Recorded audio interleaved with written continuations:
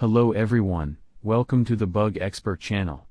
In this video, we will talk about solutions for friends who encounter WhatsApp no valid QR code detected error. This error occurs due to a problem with the browser cache, restricting users' access to WhatsApp web. It is also possible that you may encounter various errors like this due to browser problem. For this, we will try to solve the problem by telling you a few suggestions.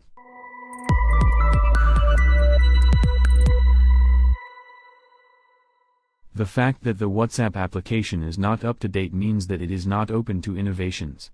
Therefore, we need to verify whether the WhatsApp application is up to date. Otherwise, we may encounter more than one error or problem and get an access block. The files in the temporary cache of the WhatsApp web application may be problematic or incorrectly installed. To solve this problem, we can eliminate the problem by clearing the browser cache. First, access the WhatsApp web page. Right-click on the page we reach and tap on Inspect.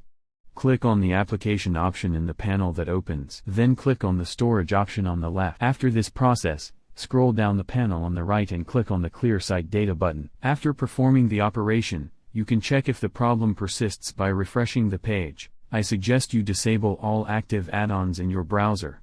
This is because some plugins may prevent the algorithm from working. For this, disable all active add-ons from your browser and check if the problem persists by refreshing the page.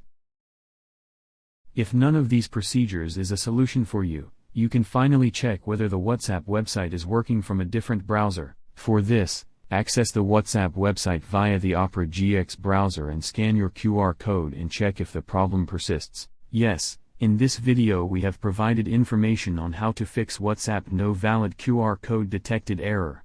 If the problem persists, you can comment.